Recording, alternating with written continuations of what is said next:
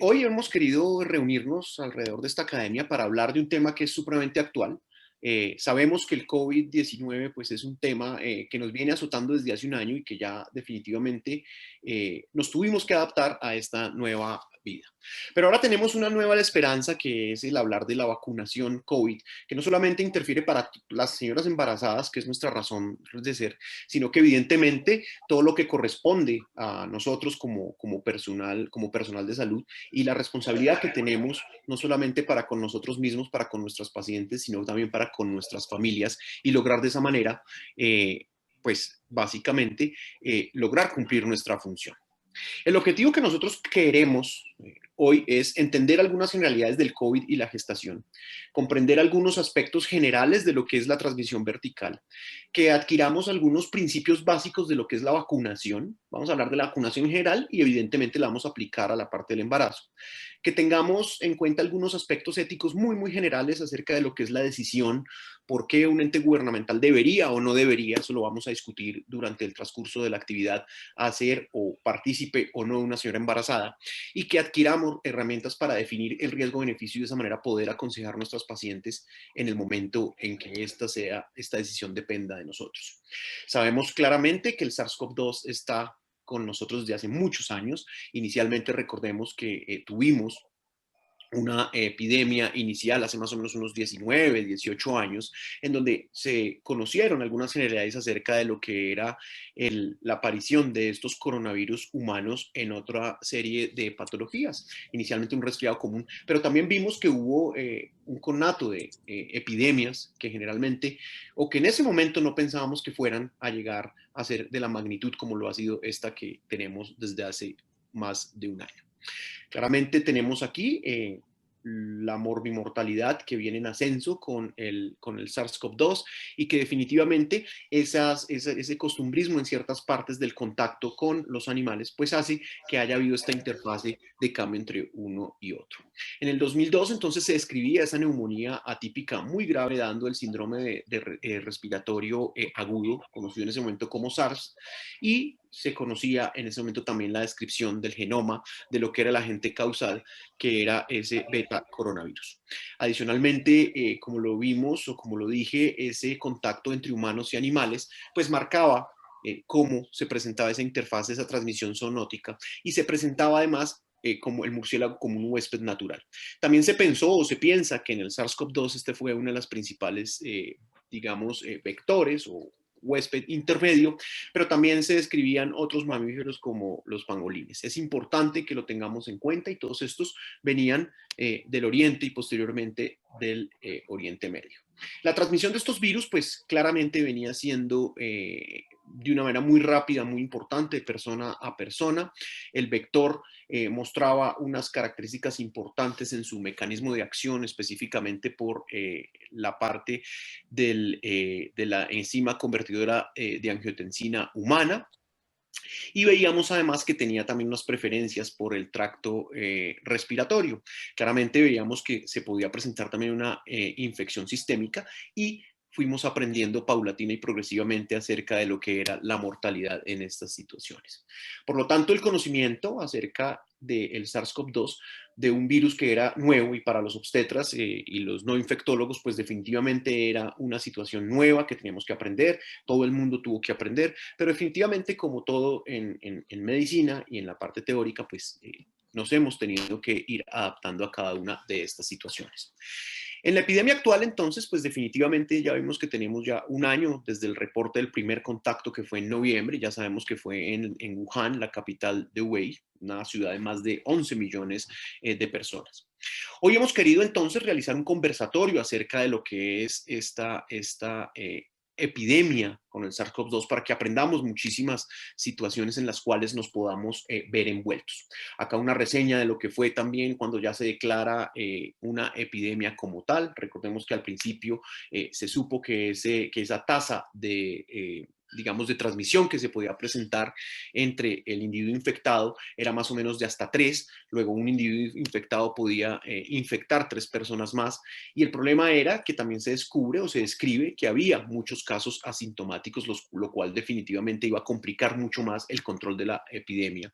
Y esto también, pues definitivamente se presentó en Colombia cuando a finales de febrero aparece el primer caso importado y ya reportado, que ocurre entre el 28 de febrero y su manifestación y su reporte, que fue más o menos hacia el 6 de marzo. De igual manera, entonces tenemos que cada una de las medidas de protección que hemos aprendido se ven reforzadas con esta luz de esperanza que vemos en el desarrollo de las vacunas. Para este conversatorio, entonces, hemos querido invitar 4 expertos en diferentes áreas del conocimiento. La primera de ellas es la doctora Dayana Gallo. La doctora Dayana Gallo es especialista en medicina materno-fetal en la Fetal Medicine Foundation en Londres, en el Reino Unido. Ya adicionalmente tiene un doctorado en medicina materno-fetal en la Universidad de Granada y tiene adicionalmente y se desempeña como especialista en medicina materno-fetal del Centro Médico Imbanaco en Cali. Es docente de la Universidad del Valle, es docente de la Universidad Libre, pertenece a las sociedades científicas de nuestra especialidad, a Perival en el Valle y a la Federación Colombiana de Perinatología, y actualmente se desempeña como coordinadora del Departamento de Ultrasonido en el Perinatology Research Branch del Instituto Nacional de Salud en los Estados Unidos. En segundo lugar, nos contamos con el doctor Alberto Buitrago. El doctor Alberto Buitrago es médico especialista en medicina interna de la Universidad del Rosario, es especialista en infectología de la Universidad Nacional de Colombia y actualmente se desempeña como jefe de infectología clínica en el Hospital de San José, en la Sociedad de Cirugía en Bogotá. Es infectólogo de la Clínica Universitaria Colombia. El doctor Dairo Cera, que es médico pediatra y neonatólogo de la Universidad de Cartagena, especialista en neonatología de la Universidad del Rosario. Actualmente es jefe del servicio de neonatología de la Clínica Colsubsidio 94, es neonatólogo de la Fundación Cardio Infantil, es expresidente de la Junta Directiva de la Asociación Colombiana de Neonatología en la Regional Cundinamarca, es docente de posgrado de pediatría y neonatología de la Universidad del Rosario. Y por último, y no menos importante, el doctor Jesús Andrés Benavides Serralde. Para mí, un honor presentarlo. Jesús Andrés, pues somos amigos hace muchos años. Él es ginecobstetra de la Universidad del Cauca, es médico especialista en medicina materno-fetal, inicialmente en el Instituto Nacional de Perinatología en México. Posteriormente hizo un doctorado en medicina materno-fetal en la Universidad de Barcelona, donde estuvo trabajando durante muchos años y durante los cuales pues hizo innumerables trabajos científicos acerca de la restricción de crecimiento intrauterino, la preeclampsia, feto malformado, bueno, y diversísimos temas de interés en nuestra área. Actualmente se encuentra radicado en la ciudad de Pereira, es docente de la Universidad Tecnológica de la misma ciudad, es docente de la Universidad Autónoma de las Américas, es coordinador del Comité de Salud Materno y Perinatal de FECOLSOG, y pertenece también a las sociedades científicas de nuestra especialidad. No me queda más sino agradecerles a todos ustedes, a los profesores por su presencia. Es un honor para nosotros contar con ustedes y les voy a explicar rápidamente a la gente cómo vamos a funcionar.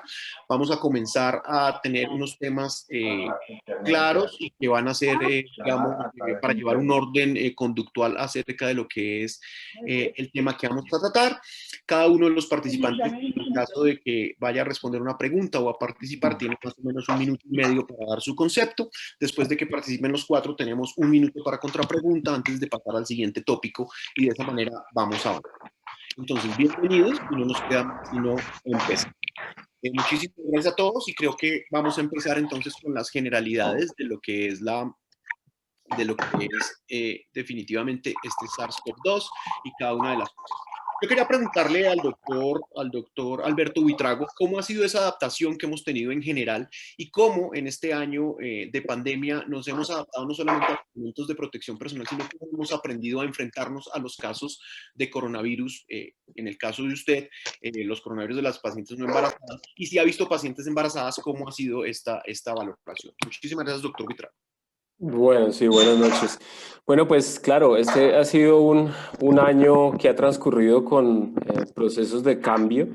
Ha sido llamativo cómo, a pesar de que ya de tiempo atrás, en particular, las personas en la parte de trabajadores de la salud que nos dedicamos al tema de control de infecciones, insistíamos repetidamente en todas esas medidas que cumplen o que ayudan a fortalecer los protocolos de bioseguridad y muchas veces era poca la resonancia que se alcanzaba incluso dentro del mismo personal de salud para el cumplimiento de esas medidas. Y llegó la era del coronavirus y no solamente se amplificó, creció sustancialmente el conocimiento alrededor de todos estos protocolos de bioseguridad, sino que además se hicieron extensivos a la población general. Entonces, vemos cómo en la comunidad se ha producido también un proceso de aprendizaje alrededor de todas esas intervenciones que pueden parecer simples y que ayudan en la prevención en general de muchas enfermedades infecciosas, pero que particularmente impactan de manera positiva en el control de las infecciones de transmisión usual, de las cuales una proporción importante las vemos reflejadas en lo que tiene que ver con virus respiratorios. Entonces, todo este tema de higiene de manos, distanciamiento social, y obviamente para los trabajadores de salud el perfeccionamiento y la profundización del conocimiento alrededor de los elementos de protección personal ha sido muy grande y eso ha modificado el comportamiento no solamente de la epidemia del coronavirus, sino vemos ya los datos alrededor de otras enfermedades transmisibles como el virus de la influenza, para el cual en algunos países prácticamente se ha llegado a decir que la prevalencia o la incidencia, perdón, medida en el último año ha sido casi que nula. Con respecto a las poblaciones específicas de pacientes, pues digamos que en los centros de alta complejidad, en particular obviamente tenemos el sesgo de selección de enfrentar a los pacientes más gravemente enfermos y por lo tanto pues tener contacto con los individuos que terminan requiriendo de ese 15% que seguramente todos tenemos ya referenciado por enfermedad moderada, severa, hospitalización, inclusive en unidad de cuidados intensivos, ventilación mecánica y ese 5% que se comportan con la enfermedad más grave que obviamente carga con el peso más alto de mortalidad. En poblaciones de mujeres, pues realmente la gran mayoría de nuestros pacientes, como la estadística lo refleja, han sido individuos del sexo masculino y en los que principalmente pesan las comorbilidades por todos conocidas como la diabetes, hipertensión, el hipotiroidismo, las enfermedades pulmonares crónicas y realmente en lo que corresponde a mujeres embarazadas, creo que afortunadamente no hemos tenido que ver tantas, pero realmente las que hemos visto en procesos asistenciales han cursado con cuadros severos. Que han requerido unidad de cuidados intensivos, han requerido ventilación mecánica, se han manifestado con cuadros, por ejemplo, trombóticos graves por tromboembolismo venoso y pulmonar. Entonces, pues han recordado ese espectro grave de la enfermedad, en particular en esa población tan vulnerable como son las gestantes. Realmente pues no podría hablar de la experiencia en el tema de población neonatal o pediátrica. Yo soy un internista infectólogo, por lo tanto la población que atiendo es fundamentalmente adultos. Adultos. Correcto, entonces pues ya en la parte neonatal y pediátrica no podría Ya aportar vamos mucho allá con respecto a mi con el doctor experiencia, Mosquera. correcto. Gracias, doctor Buitrago. Doctor Benavides, en este momento ya contamos con, según el último boletín del Instituto Nacional de Salud, casi con 7.929 pacientes infectadas. ¿Es la paciente embarazada un grupo vulnerable? ¿Tiene algunas características que la hacen así? ¿O deberíamos nosotros tratar a la paciente embarazada como la población general? ¿Qué opina, doctor Benavides? Micrófono, Jesús Andrés. Ya. Muchas gracias, Saulo. Muchas gracias, Diana. Muchas gracias a Asociación Bogotana de Perinatología por la invitación. Es muy grato estar aquí con ustedes compartiendo. La pregunta tuya, Saulo, definitivamente creo que la mujer embarazada es una mujer, es un paciente diferente al paciente habitual, ¿vale? Cuando nosotros nos encontramos con el escenario de qué esperar, hace un año no sabíamos qué podríamos llegar a tener de escenario con respecto a la mujer gestante. Hoy en día lo que conocemos es que gracias a los registros que se han dado alrededor del mundo, podemos conocer que si comparamos con quien se puede llegar a comparar, que es realmente la mujer en edad reproductiva, pero no gestante, y la comparo con respecto a la gestante con COVID. Es decir, estos dos grupos, sabemos que los resultados son diferentes. ¿Por qué son diferentes? Porque tengo que la paciente con embarazo tiene una mayor probabilidad de llegar a tener una enfermedad grave, de terminar en una unidad de cuidado intensivo, de ser intubada y tener un riesgo también un poco mayor de muerte. Eso realmente es llamativo. Creeríamos nosotros que por el hecho de tratarse de mujeres y mujeres jóvenes, porque nuestras embarazadas realmente son mujeres jóvenes, no deberíamos de llegar a tener un impacto tan alto, pero realmente cuando vemos esos desenlaces nos damos cuenta que sí. Cuando analizamos qué es lo que está pasando del lado fetal, también nos damos cuenta que cuando se comparan mujeres gestantes COVID versus gestantes no COVID, al menos hay un punto impactante, y es que el hecho en que el PAN-COVID, el estudio PAN-COVID, lo que nos mostró fue que en este registro por lo menos llegábamos a tener mayor probabilidad de parto pretérmino, llegando a alcanzar un registro entre un 12 y un 16, ya sé, 17% casi. Entonces, tenemos en todos los aspectos ítems importantes a considerar. Hoy en día se está hablando mucho, por ejemplo, de la placentitis y de qué es lo que está llegando a ocurrir realmente a nivel de la placenta de la paciente con COVID. Y en todo esto realmente también hay un impacto que probablemente vayamos a tener a largo plazo que llegar a evaluar. No tenemos nosotros todos los datos que quisiéramos, pero muy probablemente en un corto plazo los lleguemos a tener. Gracias. Más o menos la mitad de las pacientes, como dice el doctor Jesús Andrés, se encuentra entre los 20 y los 34 años, o sea que definitivamente es una paciente joven. Doctora Gallo, ¿qué hemos aprendido o qué hemos cambiado específicamente de la paciente embarazada de alto riesgo en cuanto a su atención en esta época de pandemia?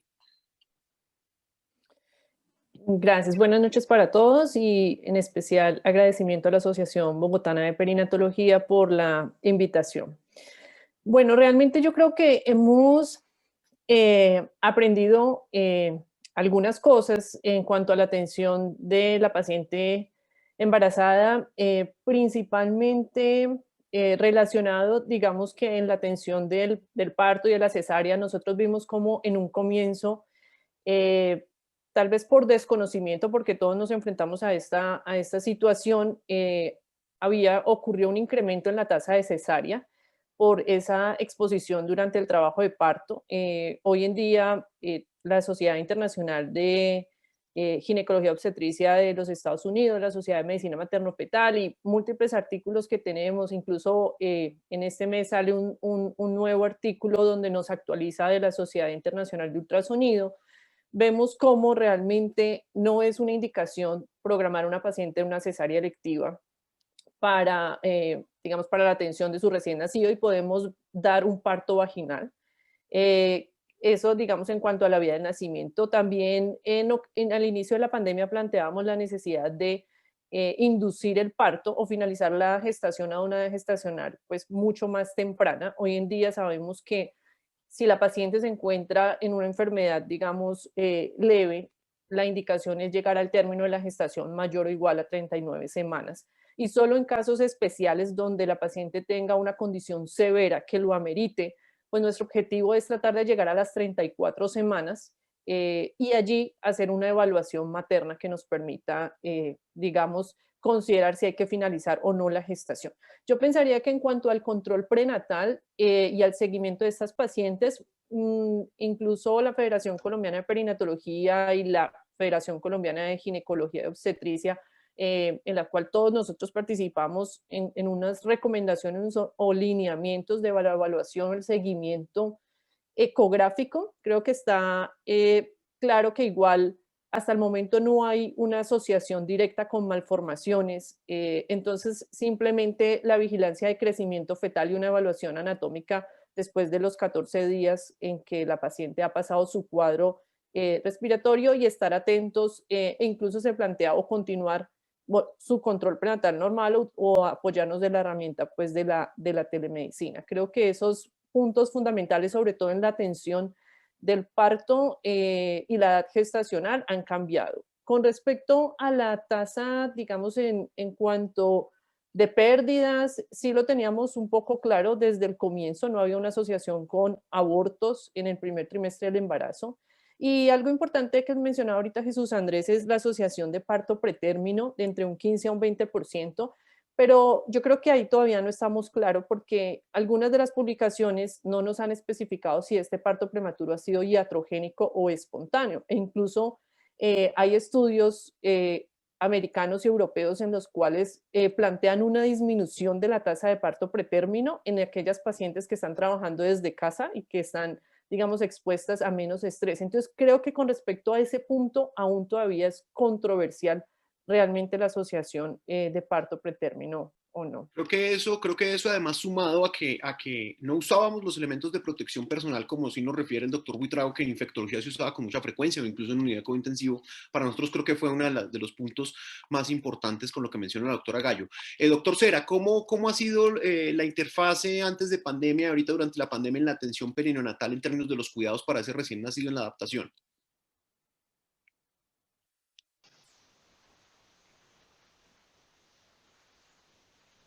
¿El micrófono, Dairo?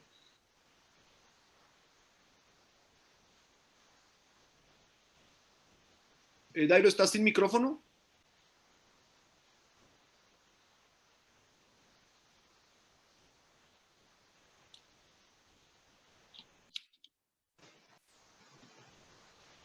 No te oímos, Dairo.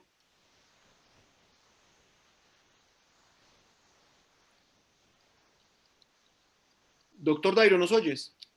Bueno, creo que va a cambiar. Bueno, mientras eso entonces, mientras el doctor Dairo soluciona su problema técnico, quería comentar que definitivamente, si bien la paciente embarazada, como ya nos comentó el doctor Benavides, es una paciente vulnerable, existen algunos cambios inmunológicos durante la gestación que son fundamentalmente adaptativos. Doctor Benavides, ¿de qué manera se adapta la paciente, el sistema inmunológico de una paciente embarazada a los cambios que provienen netamente placentarios de adaptación y cómo reacciona ante una infección nueva?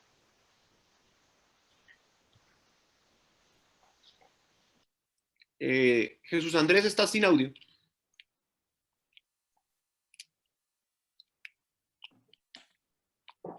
Jesús Andrés. Dairo, ¿ya tienes audio? Ya tengo audio, Saulo. ¿Me Listo. escuchan?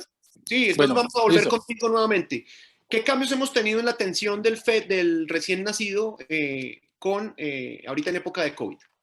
Bueno, muchas gracias a la Asociación Bogotana de Perinatología por la invitación a compartir la experiencia que hemos tenido desde diferentes ámbitos para la atención de las maternas y los recién nacidos. Esto ha traído muchas enseñanzas, enseñanzas de que lo básico permanece a pesar de las dificultades y a pesar del temor inicial que se tiene en la atención, sobre todo para el contagio del personal de salud. Entonces nos ha tocado adaptarnos, nos ha tocado aprender a usar los elementos de protección personal, pero definitivamente cosas tan básicas como el contacto piel a piel en la atención del recién nacido, como la lactancia materna, como la comunicación y la información a las madres para que tomen decisiones informadas al momento del nacimiento de su bebé sobre cuál es el tratamiento o los pasos a seguir, continúan siendo fundamentales, impactan positivamente sobre la atención del binomio madre-hijo y no aumentan los riesgos, según los estudios, de mayor transmisión del SARS-CoV-2 de la madre al hijo o al personal de salud. Hemos adaptado nuestras medidas de reanimación neonatal y de adaptación neonatal con el fin de garantizar una adecuada atención del recién nacido enfermo y también garantizar la seguridad del personal que está atendiendo este binomio madre-hijo. Muchas gracias, doctor Cera. ¿Ya tengo al doctor Benavides otra vez? Bueno, vamos con la doctora Gallo entonces. Doctora Ayana, ¿de qué manera se adapta la paciente embarazada en su sistema inmunológico a este nuevo tipo de infecciones o en general? ¿Cómo se defiende y qué tipo de adaptaciones tiene el sistema inmunológico de una paciente embarazada? Gracias. Bueno, quiero, antes de contestar esta pregunta, en la anterior, creo que me falta complementar y es algo muy relevante con respecto a que hemos variado en cuanto al uso de los esteroides en el control prenatal. Y creo que vale la pena mencionarlo dentro de las generalidades. Antes estaba muy debatido si debíamos colocar o no los inductores de madurez pulmonar y el uso de la betamethasona como estábamos acostumbrados. Y creo que a lo largo de la evidencia nos ha mostrado que si hay una indicación fetal de madurez pulmonar y una indicación obstétrica en cuanto a la severidad de la paciente, nuestro medicamento de elección... No hay hueso, no hay hueso. Creo que hay una interferencia. ¿Ya lo bloqueamos? Ok, entonces, nuestro medicamento de elección ahorita sería el uso de la dexametasona, y es importante tenerlo en cuenta que se recomienda completar un ciclo por 2 días, y posterior a eso, si la madre, esto nos serviría para inductores de madurez pulmonar y para los cuadros de severidad en cuanto a la paciente, si tiene una neumonía, y nos permitiría completar esto con un ciclo de metilprednisolona por 10 días. Esas son como las últimas recomendaciones, y creo que eso ha variado dentro del control prenatal, y es importante recalcarlo. En cuanto, digamos que al sistema inmunológico, pues sabemos que la embarazada, principalmente en su tercer trimestre del embarazo, entra a un estado, digamos, proinflamatorio, y tenemos además pues una disminución de esta respuesta inmunológica, y por eso condiciones como enfermedades autoinmunes, patologías, digamos, de base, enfermedad renal crónica, diabetes, hipertensión, son condiciones que la hacen, digamos, mucho más vulnerable, y creo que eso lo vamos a tocar pues dentro de un punto más adelante. Son las razones por las cuales nosotros deberíamos, o esta paciente entra categorizada dentro de ese grupo de alto riesgo. Doctor Buitrago, ¿de qué manera se adapta el organismo de un paciente bajo estrés o de un paciente de los que usted ve a diario a estas situaciones de enfrentarse a un nuevo germen o un germen no conocido? ¿Cómo cambia esta inmunología celular, esta inmunología humoral, y cómo se prepara para la defensa? Claro, bueno, los agentes virales en particular pues pueden conllevar diferentes tipos de respuesta inmune dependiendo del hospedero que lo esté enfrentando. Entonces es diferente el hospedero, digamos, que categorizaríamos como completamente inmunocompetente, y el hospedero que eventualmente se pueda considerar inmunosuprimido, digamos, de cualquier origen, llámese VIH, trasplantado, oncológico, etcétera, pues van a tener presentaciones clínicas que van a ser variadas. Esas presentaciones clínicas, como ya estábamos mencionando, dependen mucho del tipo de respuesta inmune. Entonces, frente a los virus vamos a observar 2 elementos. Un componente muy importante es el de la inmunidad celular, y el otro es el de la inmunidad humoral. Y asimismo, haciendo referencia a poblaciones específicas celulares, los linfocitos pueden diferenciarse en 2 linajes o 2 líneas fenotípicas, que son las respuestas para linfocitos T de tipo TH1 o las respuestas de tipo TH2. Cuando priman las respuestas de tipo TH1, estamos hablando de un estado fundamentalmente proinflamatorio, en el cual las citoquinas predominantes son el interferón gamma, la interleuquina 1 en sus 2 variedades alfa y beta, la interleuquina 6, y en el fenotipo TH2, que lo condicionaríamos a ser tal vez un fenotipo inmunomodulador, estaríamos hablando ya de interleuquina 2, interleuquina 4, interleuquina 12 también. Generalmente, cuando el individuo inmunocompetente se enfrenta a la infección viral, en las fases iniciales lo que predomina puede ser el estado proinflamatorio, ese fenotipo TH1 que facilita el reclutamiento de otro tipo de células, y en particular a nivel pulmonar implica una alta tasa de reclutamiento de neutrófilos, que van a ser las células fundamentalmente involucradas en el daño pulmonar. Es variable el comportamiento de esa primera fase inflamatoria, que puede o no perpetuarse o amplificarse. La amplificación de esa respuesta inflamatoria puede conducir a esa llamada tormenta de citoquinas, que determina que algunos individuos tengan peores desenlaces y en los cuales el daño pulmonar puede ser muchísimo más severo.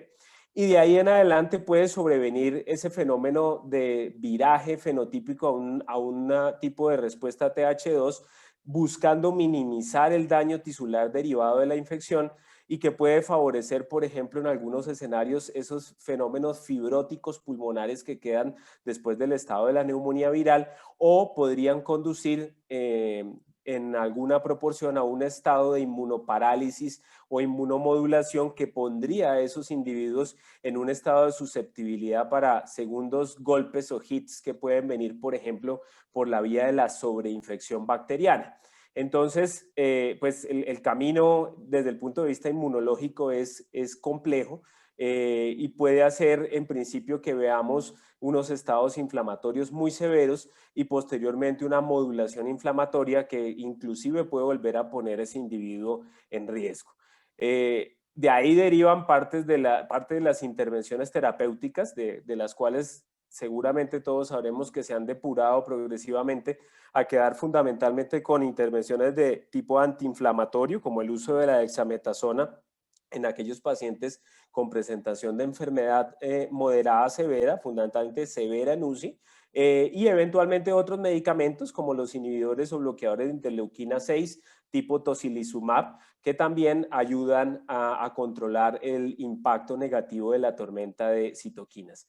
Ahora, los hospederos inmunocomprometidos ofrecen un escenario un poco más complejo porque pueden ser inicialmente pausisintomáticos, pueden cursar con cuadros silentes hasta cuando el compromiso por la neumonía multilobar es severo y precipitan la falla respiratoria. Eventualmente en la mujer embarazada se ha planteado algo similar en el cual puede haber una expresión menor de esos síntomas, incluso limitados inicialmente a la vía respiratoria superior, y para cuando ya nos damos cuenta, pues estamos enfrentando un escenario de una neumonía que ya puede estar poniendo a esa persona en una condición grave.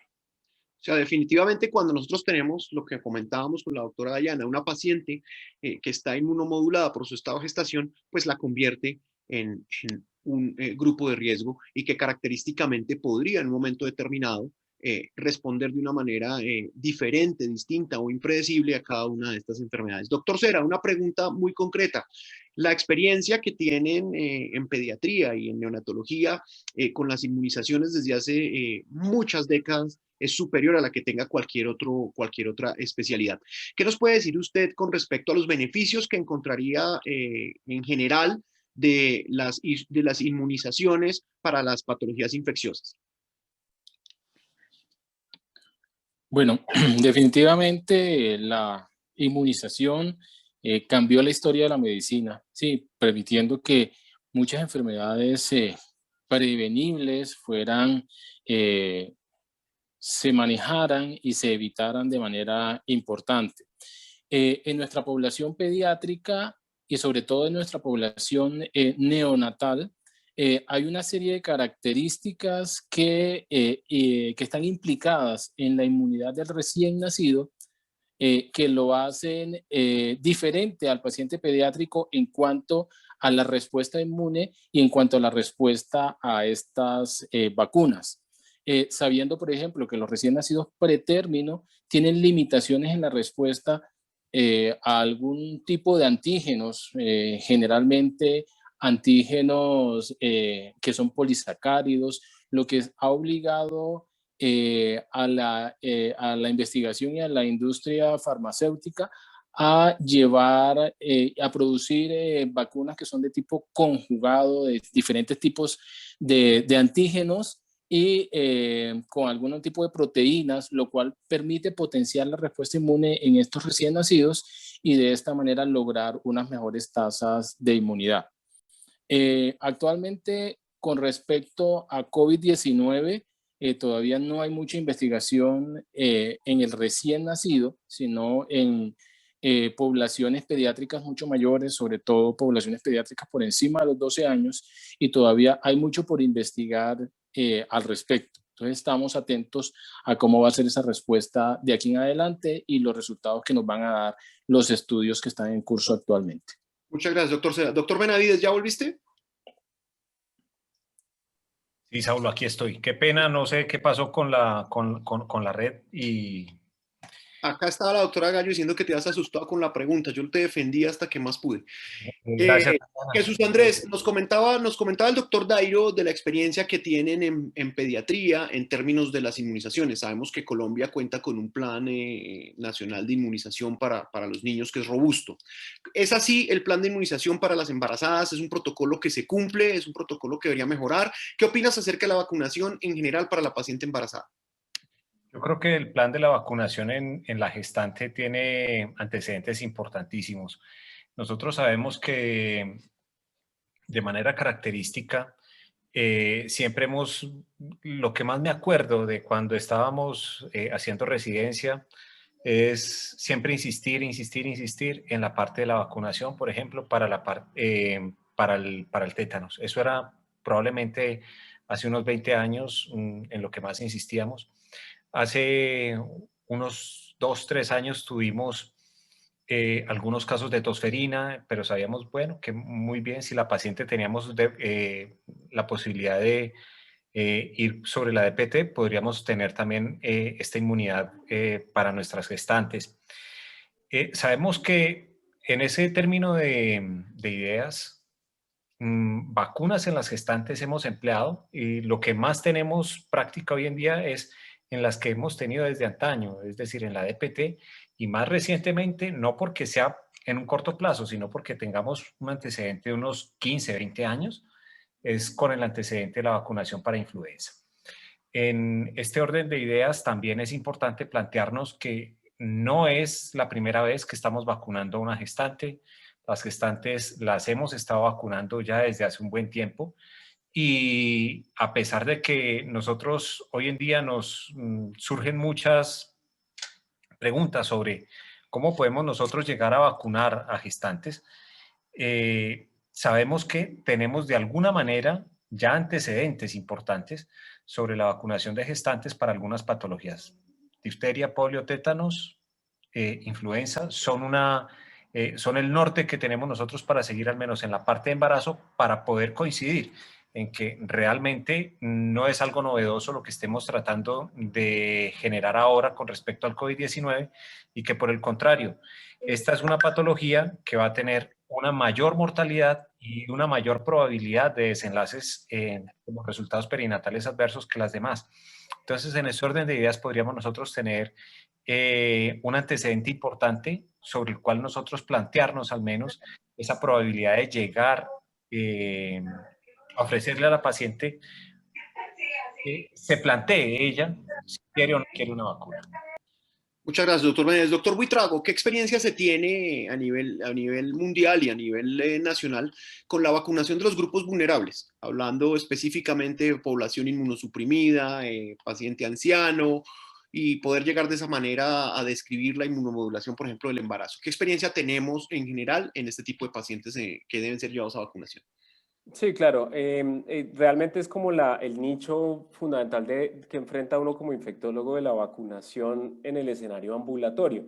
Sabemos que el tema del PAI pues reglamenta las inmunizaciones en la edad pediátrica. Tenemos el tema de la vacunación con propósitos de promoción y prevención para los adultos mayores de 65 años, que fundamentalmente involucra neumococo e influenza. Y entramos entonces en esa franja de edad de los adultos que no corresponden a adultos mayores y que no corresponden a niños tampoco. Muy pocos médicos se involucran en el tema de inmunización en esa población de adultos. Y pues tenemos unos lineamientos definidos para poblaciones particulares. Por ejemplo, sabemos esquemas de inmunización están establecidos para los pacientes con enfermedad renal crónica en estadios 4 y 5. Tenemos recomendaciones establecidas para poblaciones de inmunosuprimidos post-trasplante y específicamente hay recomendaciones, por ejemplo, para post-trasplante de precursores hematopoyéticos o lo que sería trasplante de médula ósea. Tenemos recomendaciones para población VIH. Tenemos recomendaciones para trasplantados que no correspondan a precursores hematopoyéticos y en ellos se han estructurado esquemas que han incorporado la evidencia progresiva de nuevas plataformas de vacunación. Entonces, por ejemplo, el doctor Cera hablaba del tema de las vacunas conjugadas. Hace unos años a los adultos solamente le aplicábamos vacuna 23 valente polisacárida para neumococo, que es la misma que le poníamos a los adultos mayores. Pero resulta que la evidencia progresiva de los estudios ha demostrado cómo en las poblaciones de inmunosuprimidos, por ejemplo, VIH, por ejemplo, trasplantados y, por ejemplo, pacientes, que me faltó una población, es la población de los pacientes reumatológicos que requieren esquemas de inmunosupresión con esteroides, azatioprina, leflunomida o eventualmente terapia biológica.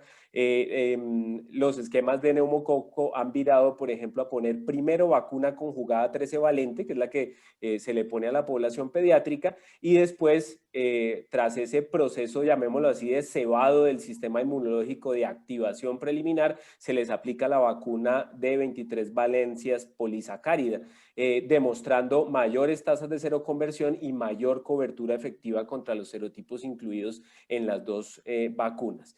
Y pues hay otro tipo de agentes para los que se establecen esquemas de vacunación, por ejemplo, hepatitis B, que se instaura para los renales, para los pacientes también con VIH, que históricamente nos ha dado buenos resultados. Hemos incorporado otras vacunas, por ejemplo, hablando de las vacunas de los toxoides, la TDAP, que incluye toxoide diftérico, tetánico y pertúsico, se recomienda para adultos inmunosuprimidos con una única aplicación, como se recomienda para las embarazadas en algunas sociedades, incluso por cada embarazo aplicar una dosis de la vacuna, pero nosotros la ponemos para los hospederos inmunocomprometidos en una única dosis. Entonces, progresivamente pues hemos incorporado estas otras vacunas. Influenza prácticamente es universal para todas las poblaciones de hospederos inmunocomprometidos.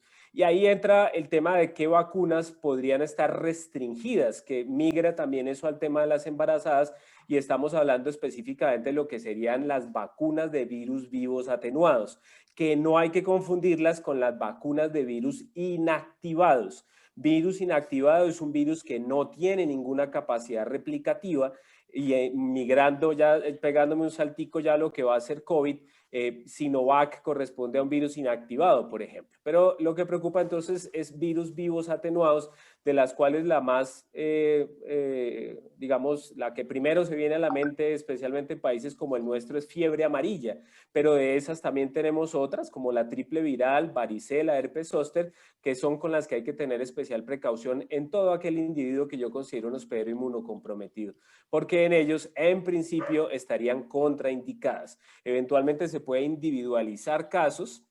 Nosotros lo hacemos, por ejemplo, para pacientes que reciben ciertos biológicos que pueden incrementar el riesgo de reactivación de varicela zóster en la forma de herpes zóster, pero en general la regla universal es que hay que tener particular precaución con el uso de vacunas de virus vivos atenuados para ese tipo de poblaciones inmunosuprimidas. Muchas gracias, doctor Buitrago. Doctora Gallo, nos comentaba el doctor Benavides al principio en su introducción acerca de la inflamación de la placenta y lo que podía hacer es un mecanismo de defensa frente a algunos gérmenes. Transmisión vertical en COVID-19, ¿mito o realidad? Rápidamente. Bueno, Saulo, yo creo que basado en la evidencia en la literatura, lo que tenemos, digamos que el porcentaje que se ha descrito es entre un 2 a un 3% de transmisión vertical. O sea, pero no se ha logrado, o sea, no hay asociación. En el primer trimestre lo tenemos claro, no hay asociación con riesgo de aborto, de malformaciones o alteraciones, digamos, en su desarrollo. Más es lo que hemos visto relacionado a parto pretérmino, y esto en pacientes con enfermedad severa, y descritos algunos casos de preeclampsia como una respuesta a una insuficiencia uteroplacentaria. Yo no te podría decir 100% si es mito o realidad, te puedo decir lo que tenemos hasta el momento en cuanto a la evidencia, y es lo que se ha reportado en algunos casos en ese porcentaje que realmente es muy bajo. Doctor Benavides, la misma pregunta. Sí, Saulo, en este orden de ideas creo que es importantísimo tener en cuenta la respuesta de Diana. Yo creo que es una respuesta súper inteligente. No podemos decir nosotros a ciencia cierta si hoy en día lo hay o no lo hay. Como todo lo que creo que puede llegar a ocurrir con el SARS-CoV-2 o el COVID-19, no solamente para gestantes, es que de aquí a unos 3 o 4 años vayamos a poder tener respuestas claras sobre lo que hicimos bien y lo que hicimos mal. Y sobre lo que realmente vayamos a tener como algo certero o algo que en donde definitivamente estábamos flotando y en el aire, sin nada que nos pudiera llegar a decir qué era lo que estaba pasando. Con respecto a la placentitis, hay escenarios donde se ha propuesto que la placentitis realmente ocurre. Hay desde escenarios en Europa, como por ejemplo en Irlanda, donde han generado más o menos, creo que han llegado a reportar hasta 200 y pico, 230 y algo de casos de placentitis. De esto llamado placentitis también como ese proceso inflamatorio a nivel del trofoblasto, pues, y en donde se ha llegado a identificar al virus, es decir, que ha llegado hasta allá y como parte de ese proceso se ha tratado de generar la idea de que el virus es el que ha tenido ese proceso, ha sido el que genera ese proceso inflamatorio, más no se puede llegar a tener ese concepto claro de si es o no lo es. En Latinoamérica también lo hay, ¿no? En México, el Instituto Nacional de Perinatología publicó también esto. Entonces, no es algo novedoso en términos de que es a día de hoy, ¿no? Pero casualmente por esto que estamos viendo, que toda la información la estamos generando hoy en día en tiempo real. Y esto no termina de ser necesariamente bueno. ¿Por qué razón? Porque nos saltamos muchas veces los pasos sobre los cuales tenemos que tener realmente una influencia importante para poder aseverar que la información que estemos generando sea la mejor. Creo que hacia futuro tendremos respuestas. A día de hoy podemos tener interrogantes y podemos tener hipótesis con este respecto. Gracias. Gracias. Doctor Cera, insistentemente hemos visto cómo nos preocupamos acerca de esta transmisión vertical y ese paso de anticuerpos, digamos, a través de la placenta y que no solamente se pase la infección, sino que probablemente se pase la inmunidad. ¿Es posible, hay algún estudio que describa este tipo de transmisión de anticuerpos hacia el recién nacido? ¿Necesitamos más estudios? ¿En qué punto vamos en esta inmunología, digamos, natural que pueda presentarse hacia el recién nacido, hijo de madre con COVID? Listo, muchísimas gracias, Saulo. Lo que yo tengo para comentar acerca de esta transmisión vertical es que yo creo que el primer obstáculo es la definición de una manera precisa y confiable de la transmisión vertical, ¿sí? El hecho de que haya pacientes que presenten prueba de PCR temprano, antes de las 12 horas de vida, o que haya aislamiento de anticuerpos tipo inmunoglobulina M en sangre de cordón o en sangre de neonatos, o que haya presencia de RNA de SARS-CoV-2 en la placenta, no implica obligatoriamente que ese recién nacido se encuentra infectado de manera transversal. Se piensa, que se encuentra infectado de manera vertical, ¿sí? Es difícil, todavía hay mucha investigación al respecto. Se ha demostrado que muchos de esos niños que tienen PCR positivas y sobre todo que se toman a nivel de hisopado nasal, cuando se les repite posteriormente en un periodo de 72 horas o más, en una semana, las PCR son negativas y muchos de estos niños no desarrollan síntomas. Entonces, la presencia de estos marcadores no obligatoriamente confirman la infección de transmisión vertical. Doctor Buitrago, gracias, doctor Dairo. Una de las principales preocupaciones, no solamente de los médicos, sino también de la población en general, ha sido el rápido desarrollo de esta vacuna en tiempo récord. De acuerdo a las fases normales que tomarían varios años para el desarrollo normal. ¿Qué puede usted decir al respecto de este rápido desarrollo de la vacuna del SARS-CoV-2 prácticamente en 8 o 9 meses y que ya tuviéramos las primeras pruebas para poderla ya estar aplicando en la actualidad a nivel mundial? Sí, claro. En eso es importante conocer la historia de la identificación, en particular de lo que han sido esos 3 beta coronavirus altamente patógenos y virulentos que fueron el primer SARS, el cual usted mencionó en las notas introductorias, y posteriormente el MERS, que de los 3 hasta el momento es el que se ha caracterizado por las mayores tasas de mortalidad. ¿Y por qué es importante saber que esos 2 predecesores estuvieron antes del SARS-CoV-2?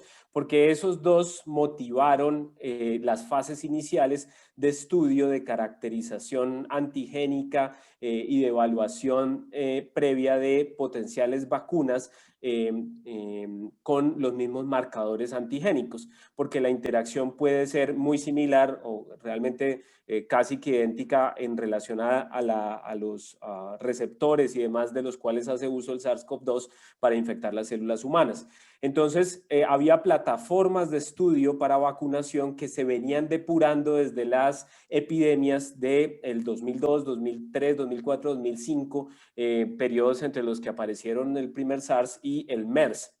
Y adicionalmente, había ya experiencias de las plataformas de vacunas vectorizadas, de las cuales sabemos que se utilizan vectores de adenovirus no replicativos, incluso de otros agentes virales no relacionados con virus respiratorios necesariamente, como por ejemplo el virus del ébola. Entonces, cuando la industria se enfrentó en este último año al reto de producir la vacuna contra el SARS-CoV-2, había una base de información y experimentación previa ya avanzada, incluso con el uso de los vectores no replicativos, que permitió que la tecnología se desarrollara literalmente a velocidad luz, porque pues nunca antes en la historia de las inmunizaciones y de las vacunas habíamos tenido acceso a tan diferentes tipos de vacunas con varias plataformas que progresivamente han mostrado afortunadamente tasas de efectividad adecuadas para su aplicación ya en la población general, y adicionalmente tasas de reactogenicidad o de eventos adversos que permiten considerarlas seguras en las poblaciones en las que hasta el momento han sido utilizadas. Entonces ya había una información previa, ya había experiencias previas, había grupos científicos grandes trabajando en el tema de vectores, por ejemplo en Rusia, el Instituto Gamaleya, bastante avanzado en el tema de vectores para la implementación de vacunas. Gracias, doctor Buitrago. Doctor Benavides y doctora Gallo, ¿qué consideran ustedes debe tener una vacuna para considerarla sea segura durante el embarazo? ¿Qué características debe tener una vacuna para que nosotros podamos sentirnos tranquilos de recomendársela a una paciente o a un médico tratante, de que a su vez la recomiende a su paciente? Doctor Benavides. Realmente creo que lo que deberíamos considerar absolutamente todos es que la circunstancia o el momento que estamos viviendo es muy particular y que no se ha vivido antes. Este es un momento que, si lo recordamos probablemente, y que tengamos noticias en tiempo real y de qué es lo que está sucediendo con embarazadas y con diversos grupos, probablemente nos tendríamos que regresar a la época donde hayamos tenido un impacto similar, y tendría que ser por allá por 1918, pero en esa época no teníamos las mismas posibilidades de analizar lo que estamos analizando hoy en día. Si vamos nosotros a tener el récord sobre lo que pasó sobre la fiebre española en 1918-19 en embarazadas, créanme, no vamos a tener el mismo tipo de información que tenemos a día de hoy con tan poco tiempo. ¿Qué es lo que podemos decir a día de hoy? Que si nosotros queremos analizar cuándo una vacuna es segura o no, deberíamos de cumplir con absolutamente todo, y que tuviéramos estudios de fase 3 en pacientes gestantes para poder nosotros que son totalmente seguras. ¿Qué podemos decir? Que realmente, teniendo en cuenta los antecedentes, como muy bien los explicaba el doctor Buitrago hace un momento, tenemos nosotros evidencia suficiente en otros grupos como para pensar que con algunos tipos de vacunas y teniendo en cuenta los antecedentes que ya se tienen de inmunizaciones en gestantes, podríamos llegar a utilizar algún tipo específico de vacunas, ¿sí? Sobre todo estas vacunas con RNA mensajero, por ejemplo, por colocar un escenario, que nos podrían brindar un margen de seguridad importante y considerable para poderse llegar a aplicar en embarazadas. Pero que lleguemos nosotros a tener una certeza absoluta, no podemos. Es decir, no podemos porque tenemos que ser objetivos. Y en aras de la objetividad, sabemos que no tenemos ese tipo de estudios. Tenemos estudios de cohortes ya en embarazadas, bueno, pero no podemos llegar a decir que tenemos la evidencia que quisiéramos a esta instancia para cualquier otro tipo de población y, por supuesto, para las embarazadas tampoco. Doctora Gallo, ¿considera usted que tenemos la información suficiente para poder considerar que una vacuna esta sea segura recomendarla durante el embarazo? Bueno, mi respuesta frente a esa pregunta, y creo que va dirigida un poco a la asesoría que nosotros debemos de darle a la paciente, es completamente de acuerdo con lo que dice Jesús Andrés, en cuanto que si queremos estar 100% seguros deberíamos esperar a estudios en fase 3.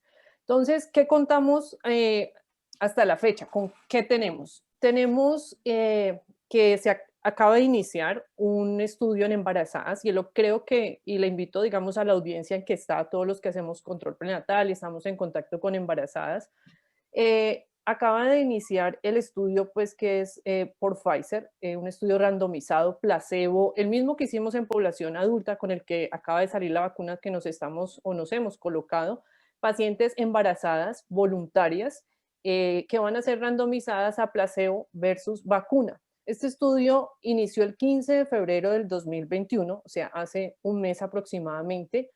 Se esperan reclutar 4,000 pacientes y espera ser terminado en junio del 2022. Ustedes lo pueden consultar en el www.clinicaltrial porque hice el ejercicio preparándome para esta pregunta específicamente y van a hacer, digamos, como un análisis fase 2 con 436 mujeres y van a buscar, ¿qué vamos a buscar? Seguridad, teratogenicidad, tolerancia y ver realmente cuál es la efectividad de esa vacuna. Entonces, si queremos y hablar con evidencia, tendríamos que esperar hasta el año 2022 para dar esa respuesta. ¿Qué tenemos a la fecha? Que antes de iniciar estos estudios, siempre antes de realizar vacunas, entonces han pedido unos estudios en animales, que es para evaluar el riesgo de toxicidad, y ellos mismos lo mencionan, de que hay estudios experimentales en animales, especialmente en ratas embarazadas, a los cuales le administraron la vacuna previo a la gestación y durante la gestación, evaluando los niveles de toxicidad a nivel del sistema reproductivo, el desarrollo embrionario y fetal en animales, y realmente no encontraron un riesgo en estudios animales. Y de ahí parte la idea de que podamos pasarnos o que ellos van a pasar a la fase de pacientes embarazadas. Acabamos también de salir una publicación en el American Journal en el cual en el estudio de vacunas de pacientes adultos se incluyeron 36 pacientes embarazadas y casualmente 18 de esas pacientes quedaron en el grupo que recibieron la vacuna. Y realmente aún no han mostrado los resultados, pero la experiencia que hay, digamos, en cuanto a cohortes o pacientes embarazadas que se han vacunado, especialmente en Estados Unidos y en otros países de Europa, pues es totalmente segura. Entonces yo diría que uno dentro de la, digamos que dentro de la orientación que le da a su paciente, la respuesta es no existe una evidencia o un estudio de fase 3 que nos pueda garantizar 100%. Tenemos reportes de casos, cohortes y tenemos estudios en animales. Doctor Benavides, tiene un minuto para su contrarrespuesta. Gracias. No es una contrarrespuesta, es sumar un poco más a la respuesta que hemos venido dando con Diana. Creo que lo importante aquí finalmente va a ser, en aras de que no tenemos estudios de fase 3, porque no los tenemos, eso es sincero, no existen. Lo que tenemos que sopesar, como todo en obstetricia, es cuál es el riesgo y cuál es el beneficio. En realidad, en este momento, ¿cuál es el riesgo que tenemos con una gestante? Más del 50% de nuestra población en Latinoamérica son pacientes con sobrepeso o con obesidad. Eso es el primer punto. Si vamos a seguir sumando factores de riesgo, estoy seguro que más del 60-70% de nuestras gestantes van a ser consideradas como de alto riesgo para tener un COVID-19 grave o severo, que tengan necesidad de llegar a una unidad de cuidado intensivo, alguna situación similar. ¿Vamos a dejar que lleguen hasta allá? ¿O vamos a colocar lo que tenemos, lo poco que tenemos, pero información de alguna manera fiable para nosotros hoy en día, y ofrecerle esa información a la paciente y decirle, tenemos esta información, podemos nosotros inferir que hay un riesgo, pero también sabemos que el riesgo podría llegar a ser superior de llegar a tener una complicación? ¿Desea usted, en aras de que presenta estos riesgos, asumirlo y poder llegar hacia la vacunación? Yo creo que eso es lo más honesto que podemos llegar a hacer. Doctor Buitrago, siendo esto un tema de grupos vulnerables, ¿tenemos el tiempo suficiente para esperar vacunar a un grupo vulnerable como la paciente embarazada o como tantos otros que usted nos mencionó de aquí a que tengamos los resultados? ¿O podríamos optar por una consejería profunda en estas pacientes y ofrecer la vacunación? Desde el punto de vista de infectología, ¿qué opina usted? Sí, esa es la discusión en este momento y obviamente ha surgido desde el planteamiento de los estudios de fase 3 para las diferentes plataformas de vacunación por la exclusión manifiesta de las pacientes gestantes. Y las sociedades se han manifestado alrededor de la limitación que ello implica, en particular observando el impacto en términos de morbimortalidad para la mujer embarazada. Entonces yo estoy de acuerdo completamente con el comentario del doctor y yo creo que se puede hacer en este momento algún tipo de consejería. La doctora ya mencionó las 36 pacientes embarazadas que, digamos, están aún recogiendo datos para evaluar análisis, corresponden a las dos plataformas de vacuna de RNA mensajero y la vacuna que reportó los datos de no toxicidad en modelos de ratas fue la vacuna de Moderna, que igualmente es una vacuna de RNA mensajero. Entonces, de acuerdo, o sea, eso es lo que el movimiento pues que está partiendo desde las sociedades tanto de enfermedades infecciosas como de obstetricia y ginecología, y es proponer por lo pronto esa consejería con la información disponible para ofrecérsela a la paciente y tomar una decisión consentida e informada en la cual pues se verifique si las pacientes pueden eventualmente someterse al proceso de vacunación, porque definitivamente viendo los porcentajes de protección frente a enfermedad severa, ingreso a UCI y eventualmente muerte, creo que estaría más que justificado buscar inmunizar de manera prioritaria a la población gestante. Doctor Benavides, en este momento la paciente embarazada tiene acceso al esquema de vacunación propuesto dentro del plan de vacunación COVID-19. Lastimosamente, Saulo, te tengo que decir que no. ¿Qué pasa si una paciente embarazada llega a la vacunación en este momento y dice que ella quiere ser vacunada? ¿La vacunan o no la vacunan, doctora Gallo? Según el esquema de... Dime, Jesús Andrés. Es que, bueno, te dije no. Ahora, te quería yo sumar alguna cosa ahí al respecto, y es que a pesar de que a día de hoy existe las recomendaciones de muchas partes para que por lo menos se le permita a la paciente asumir, tomar esa decisión sopesando riesgos, el Ministerio de Salud todavía no ha adoptado un lineamiento en ese orden de ideas, pero sí está trabajando al respecto, ¿vale? ¿Qué pasa si fuera una paciente embarazada que además fuera trabajadora de la salud, Jesús Andrés, una doctora? Bueno, te cuento el escenario de lo que me ha ocurrido En enero tuvimos casi todos los días de 2, 3 pacientes diarias por clínica con pacientes embarazadas con COVID. ¿Qué pasaba también? Que lo que nos dábamos cuenta era que muchas de nuestras pacientes llegaban y decían, doctor, yo si llego a tener COVID, si me llegan a ofrecer lo de la vacuna, voy a decir que no tengo, que no estoy embarazada, para que me la pongan, porque yo creo que me la voy a hacer poner. Le decía, yo no le estoy dando a usted esa idea, usted lo está mencionando, Y a lo que hoy en día reúno es que a marzo me encuentro con muchas pacientes que me dicen, yo me la puse, doctor, a sabiendas de que yo estaba en embarazo, pero yo quise asumir ese riesgo porque no iba a hacer ninguna cosa adicional. Otro grupo de pacientes lo que hizo fue que no sabía, no tenía ni idea que estaba en embarazo o no, pero eran pacientes de primera línea. Las vacunaron y hoy en día las estoy viendo con 13, 14 semanas y les estoy haciendo una evaluación. Doctor Vitrago, un minuto para su contravención. No, era agregando a lo que trajo el Complemento. doctor al respecto, y es que en Estados Unidos ya hay proyecciones teniendo en cuenta, por ejemplo, para los datos de ellos, que el 75% de su personal de primera línea es personal femenino. Estamos hablando de enfermeras, auxiliares de enfermería, y más o menos calculan que de esta primera fase de vacunación que priorizó trabajadores de primera línea, pueden estar evaluando inmunización en alrededor de 300.000 mujeres que pudieron estar embarazadas inadvertidamente, que lo ocultaron al momento de la vacunación o que pudieron estar también en un periodo de posparto temprano. Entonces seguramente va a haber datos ahí y no va a ser lejano el escenario de todos, como ya lo han planteado, de que tengamos muchas trabajadoras de la salud, porque ya sabemos que la gran mayoría de las que están atendiendo pacientes en primera línea, seguramente para nosotros también son mujeres que han recibido la vacuna en esos contextos. Muchas gracias. Doctora Gallo, ¿tiene un minuto? Gracias.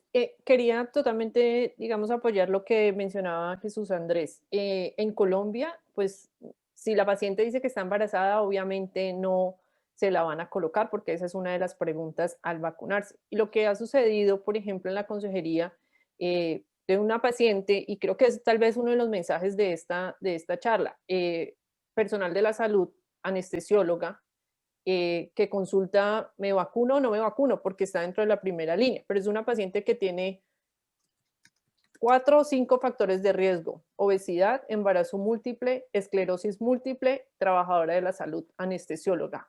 Entonces, esa paciente, sabiendo obviamente lo mismo que dice Jesús Andrés, como médico y como profesional de la salud, pues nosotros no debemos enviarla, decirle vacúnese o no vacúnese, darle la información y ella lo deciden. Y muchos, sobre todo personal de la salud, han optado por vacunarse y yo creo que ahí nosotros debemos apoyar a la paciente y explicar además que, pues digamos que en caso de que presentara los efectos adversos, pues que se pueden tratar en el embarazo y se puede utilizar sus medicamentos como acetaminofén o incluso antiinflamatorios no esteroideos si se llegaran a requerir, teniendo en cuenta pues esta consideración en el tercer trimestre. Entonces, muchas pacientes han optado por negar su estado de gravidez, sobre todo el personal de salud. Creo que una de las recomendaciones principales de la mayoría de las sociedades científicas internacionales es recomendarla y aconsejarla, pero creo que no va a haber en este momento, a la ausencia de los estudios que mencionábamos, una recomendación verdaderamente fuerte e importante. ¿Qué indicaciones, para cualquiera de los cuatro, qué indicaciones tendríamos para solicitar titulación de anticuerpos en un paciente y si esta titulación de anticuerpos es necesario para definir si una paciente o si un paciente debe o no vacunarse? Hola, pues si quiere empiezo yo contestando esa Doctor pregunta. Buitrago. Bueno, ese planteamiento se hizo, pues yo no hice parte específicamente del grupo de vacunación en esta etapa del consenso nuestro, el consenso colombiano para diagnóstico y tratamiento de SARS-CoV-2 COVID-19, pero la indicación fue no juega ningún papel la titulación de anticuerpos en este momento con respecto a la vacunación. ¿Por qué no juega ningún papel? Porque por varias cosas. Un principio básico que parte de la inmunología, que por el tema del tiempo en algunas de las preguntas anteriores no profundicé, y es que uno de los componentes más importantes de la capacidad del sistema inmune para evocar la exposición a un antígeno depende de las células de memoria. Y las células de memoria son reclutadas y se mantienen en las personas por cierto tiempo. Digamos que para algunas vacunas que generen mejores tasas de respuesta pueden ser periodos de 5 hasta 10 años. Por ejemplo, recordarán el caso de fiebre amarilla, que ya se convirtió en una vacuna de una única dosis en la vida de acuerdo a las indicaciones de la OMS. Pero esa inmunidad de memoria, principalmente de origen linfocítico, permite que el sistema inmune recupere esas clonas, esas poblaciones específicas que son capaces de reproducir nuevamente la respuesta defensiva inmune una vez se reexpone a los antígenos del agente infeccioso. En este caso, por ejemplo, la proteína espiga del SARS-CoV-2. La titulación de la cuantificación, detección, que puede ser cualitativa o cuantitativa de anticuerpos, ha demostrado ser errática en el contexto de la infección por el SARS-CoV-2. Y tenemos claramente estudiado cómo hay personas que se lo convierten aún teniendo enfermedades de moderadas a severas y otras que no lo hacen. Entonces, no sirve como potencial predictor realmente de si hubo o no una respuesta satisfactoria frente a la vacuna. Y realmente no se recomendó ni se incluye dentro de las recomendaciones titular a nadie para efectos de la vacunación. ¿Qué sí se recomendó? Que se tengan en cuenta los tiempos con respecto, por ejemplo, a la infección natural por el SARS-CoV-2. Es decir, trabajadores que hayan tenido la infección, hablando de nosotros, los médicos o personas eventualmente en la comunidad que hayan tenido la infección, se benefician de una dosis de vacunación si se encuentran en el lapso antes de los 270 días. Es decir, tuvieron la infección y dentro de ese lapso de 270 días se les está planteando la vacunación, se les pondría una sola dosis. Cuando pasan más allá de los 9 meses, se recomienda que reciban el esquema completo de las 2 dosis. Pero ¿Qué pasaría, doctor Buitrago, y perdón una interrupción, de una persona que reciba la primera dosis y se infecte a los 2 días de haberla recibido y en ese momento le aparezca activo? ¿Debe ponerse la segunda? No tiene indicación de la segunda, porque en ese sentido prima lo que eventualmente pudo ser la respuesta de su sistema inmunológico frente a la infección natural que lo que pudo haber elaborado como respuesta inmune preliminar frente a la vacuna. Recordemos que digamos que la protección en los rangos porcentuales que está descrita, por ejemplo, para las vacunas de RNA mensajero, Pfizer, Moderna, está especificada a partir de la segunda semana post vacunación de la segunda dosis. Eso quiere decir que un individuo puede adquirir la infección inclusive en el lapso entre la primera o la segunda dosis o inclusive cerca de recibir su primera dosis, que es lo que estamos viendo en la gran mayoría de los casos, que el individuo se infecta muy cerca de recibir la primera aplicación. Entonces, la titulación de anticuerpos en este momento no se recomienda para efectos de evaluar y definir el esquema de vacunación. Me preguntan acá en el chat, ¿qué pasa si alguien mezcla la vacuna? ¿Qué sucede si alguien se pusiera una dosis de una casa comercial y una dosis de otra? No hay una caracterización al interior de los estudios. Recordemos que la información que obtenemos en este momento está obtenida a partir del contexto del ensayo clínico.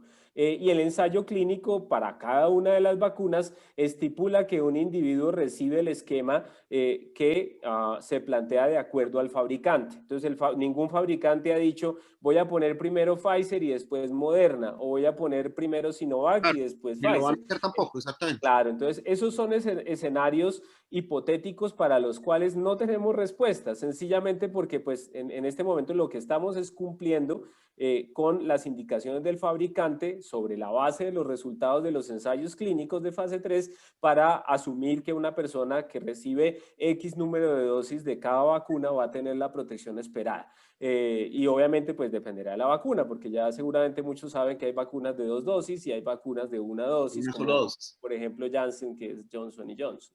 Le oí ahorita que estaba comentando lo de los 270 días para las poblaciones que haya tenido COVID que recibiera una dosis. Algunos países, España, Reino Unido, han optado porque los pacientes que ya tuvieron, o Alemania, que los pacientes que ya tuvieron el COVID reciban una sola dosis de cualquiera de los fabricantes. ¿Es esta una política de salud pública adecuada? Mire, ahí hay varias cosas que hay que tener en cuenta para poder comprender cuáles han sido esos ajustes en los lineamientos de vacunación. Uno de los elementos que ha suscitado esas recomendaciones de una única dosis, especialmente en poblaciones que han sido altamente golpeadas por el proceso de la infección, es el tema de optimizar cobertura antes que inmunidad completa para grupos muy pequeños, ¿sí? Entonces, realmente algunos expertos dicen, venga, si yo con la segunda dosis le gano a alguien el 10% más de protección, ¿cierto? ¿No es preferible ampliar esa cobertura para cubrir 50,000, 100,000, 200,000 personas más, mientras que logro consolidar más lotes de vacunación y así protejo a un margen de población más grande? Ese es un elemento. Y el otro elemento tiene que ver con lo que ya discutimos, y es que eventualmente se enfrentan en esos países a poblaciones que han sido golpeadas con porcentajes estimados de exposición al virus, ya sea por primeras aplicaciones o por infección, que pueden ser más altos. Entonces ellos pueden tener la expectativa teórica. Recuerden que ese concepto de la inmunidad de rebaño es un poquito complejo, pero pueden tener la expectativa teórica de que ya se acercan más a ese punto de la inmunidad de rebaño y eventualmente pueden diferir más la aplicación de las segundas dosis de vacunación. Ojo, porque ahí entra una temática problemática adicional, y es lo que estamos viendo con las reinfecciones de las cepas hipervirulentas, hipertransmisibles, la cepa británica, la cepa sudafricana y la cepa de Manaus. Y si no, pues verifiquemos los datos en este momento de Brasil, donde a pesar de que Manaus sufrió un brote durísimo, para el cual estimaron los académicos brasileños que ya habían alcanzado la inmunidad de rebaño en esa población, vemos como ahorita en enero están enfrentando otra ola y se está muriendo otra cantidad de gente. E igualmente miremos el ejemplo en este momento patente de Chile, que implementó la vacunación, alcanzó porcentajes de cobertura muy altos con Sinovac y aún así nuevamente está entrando en cierres.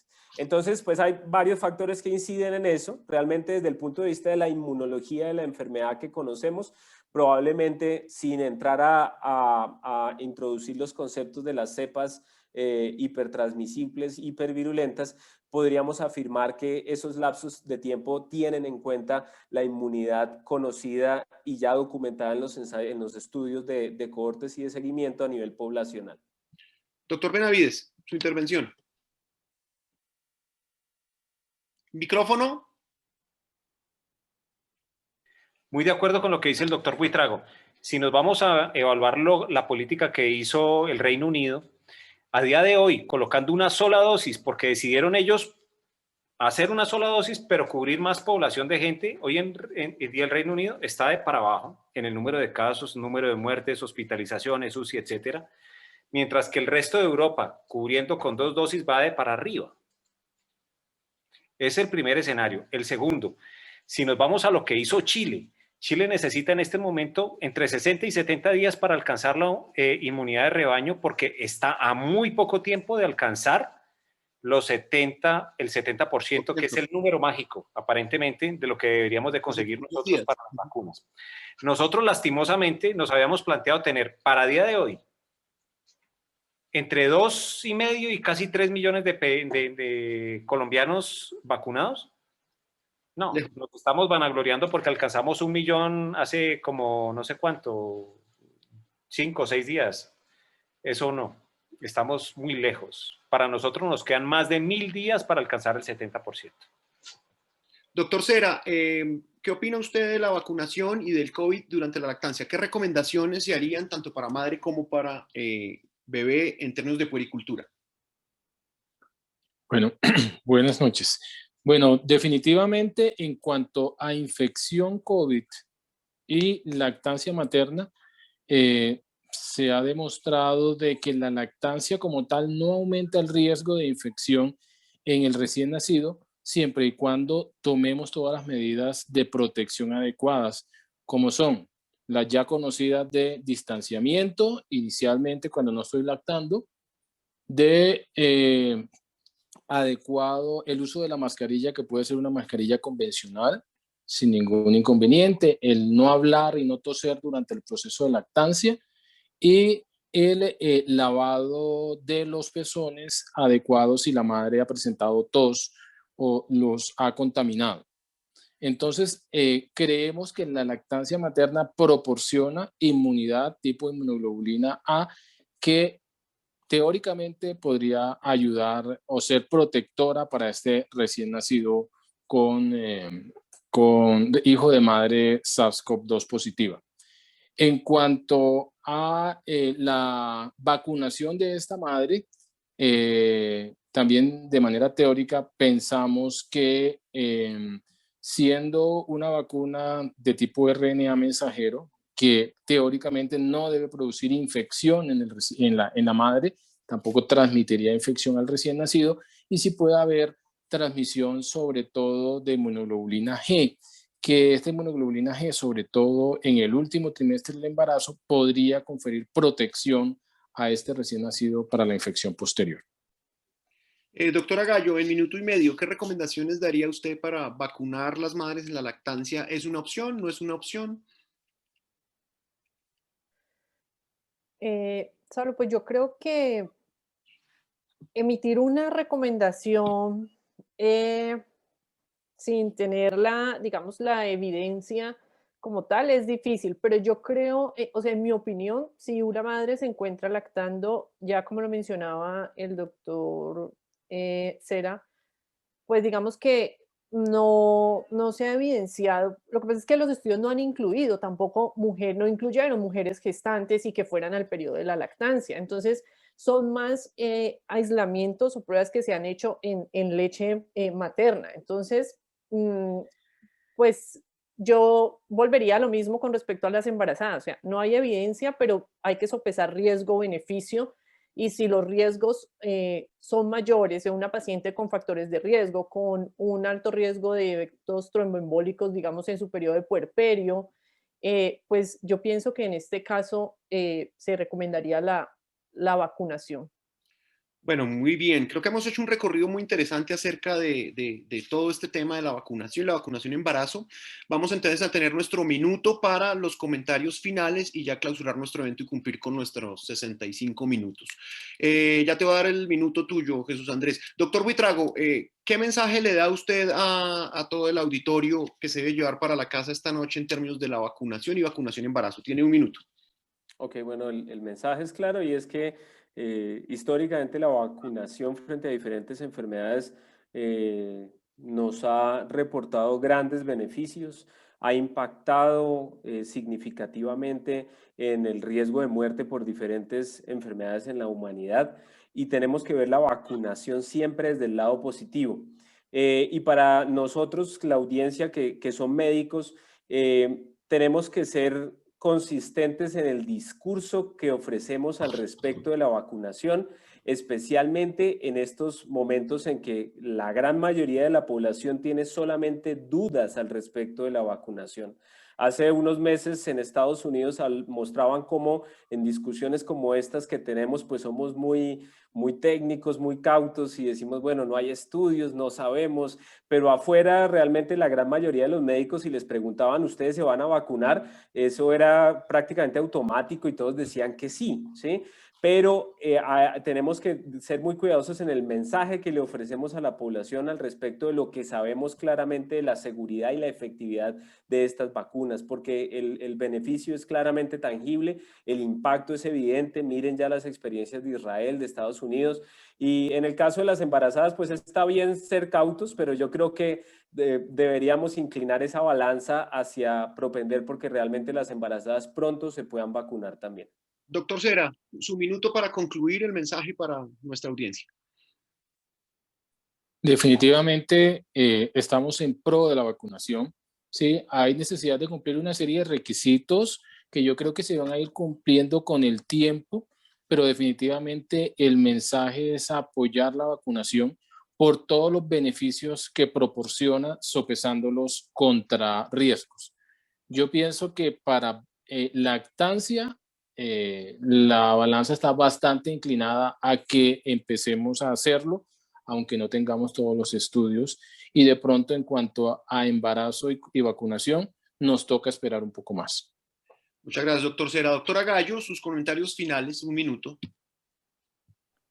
Bueno, yo estoy totalmente de acuerdo con todos los compañeros que han mencionado. Tenemos que tomar una actitud proactiva en cuanto a la vacunación. Si bien es cierto, las diferentes sociedades científicas, el CDC, el Colegio Americano de Ginecología Obstetricia, Sociedad de Medicina Materno-Fetal, FIGO, incluso la Federación Colombiana de Ginecología Obstetricia, estuvimos trabajando digamos, en un documento en el cual debemos ser claros y debemos ser honestos con las pacientes, pero sí colocar en la balanza riesgos, beneficios y tomar una actitud, digamos, proactiva y hacerle entender muchas veces a la paciente qué sucedería en los casos severos, cuáles son, porque ellos saben los riesgos, pero de pronto creo que ahí es donde debemos de profundizar y mencionar todos estos, digamos, esta condición como paciente obstétrica asociado a factores de riesgo que cada